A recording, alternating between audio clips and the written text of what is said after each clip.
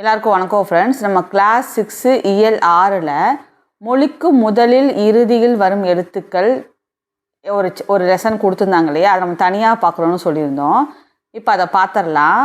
மொழிக்கு முதல்ல என்ன எழுத்துக்கள் வரும்னா உயிரெழுத்துக்கள் 12ம் மொழிக்கு முதலில் வருது.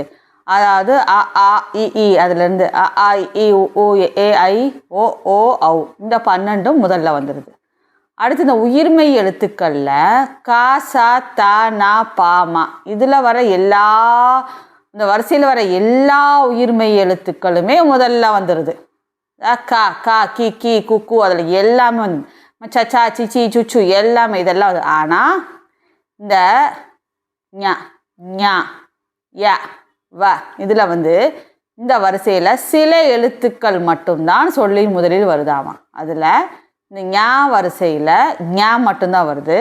அந்த ஞாவும் பாருங்கள், ஞனம் என்னும் சொல் தனித்து இயங்காமல் அஞ்ஞனம் இஞ்ஞனம் எஞ்ஞனம் என்னும் சொற்களில் மட்டுமே வழங்கி வருகிறதுன்னு கொடுத்துருக்காங்க. ஞா வரிசையில் இந்த ஞா மட்டும்தான் வருது. அடுத்து ஞா வரிசையில் என்ன வருதுன்னு பாருங்கள். இந்த ஞா வரிசையில் பாருங்கள், ஞா ஞே ஞோ, இந்த 4 எழுத்துக்களும் சொல்லின் முதலில் வருகிறது. யா வரிசையில் பார்த்தீங்கன்னா யா இ வராது, யு, அப்புறம் யோ யவ், இந்த 6 எழுத்துக்களும் தான் சொல்லின் முதலில் வருதாமா.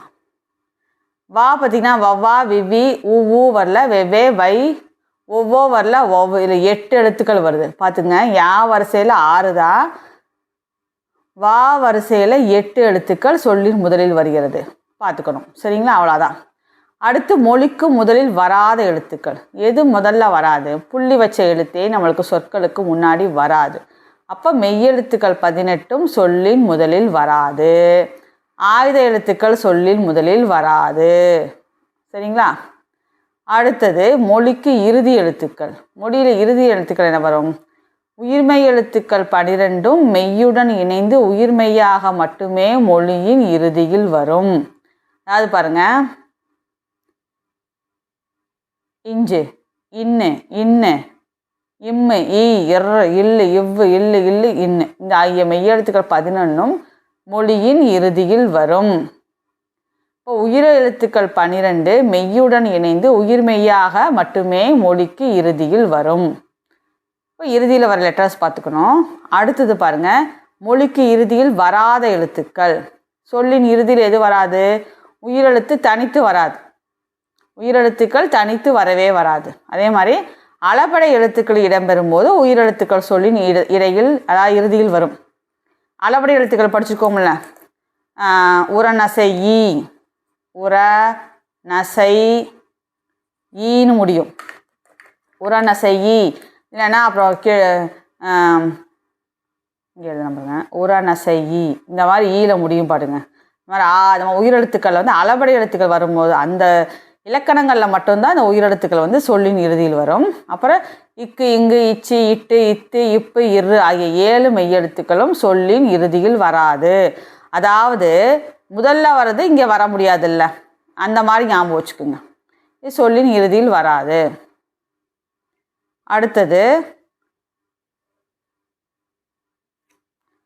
சொல்லின் இடையில் அப்போ என்னதான் வரும் அப்படின்னா, மெய்யெழுத்துக்கள் 18ம் சொல்லின் இடையில் வரும். ஆயுத எழுத்து சொல்லின் இடையில் வரும். உயிர்மெய் எழுத்துக்கள் சொல்லின் இடையில் வரும். ஆயுத எழுத்து வரும், மெய்யெழுத்து 18 வரும், உயிர்மெய் எழுத்துக்கள் சொல்லின் இடையில் வரும். அவ்வளோதான். இல்லை எது முதல்ல வரும், எது வந்து இடையில வரும், எது வந்து இறுதியில் வரும்னு நல்லா பார்த்து வச்சுக்கணும்.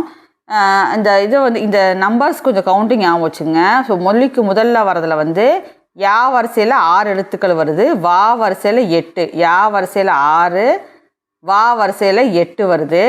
மெய்யெழுத்துக்கள் 18ம் சொல்லுக்கு முதல்ல வரவே வராது, ஆயுத எழுத்து வரவே வராது. அதே மாதிரி மொழிக்கு இறுதியில் பார்த்திங்கன்னா இந்த மெய்யெழுத்துக்கள், எத்தனை மெய்யெழுத்துக்கள்? இந்த 11 மெய்யெழுத்துக்கள் மொழிக்கு இறுதியில் வரும். என்னென்ன?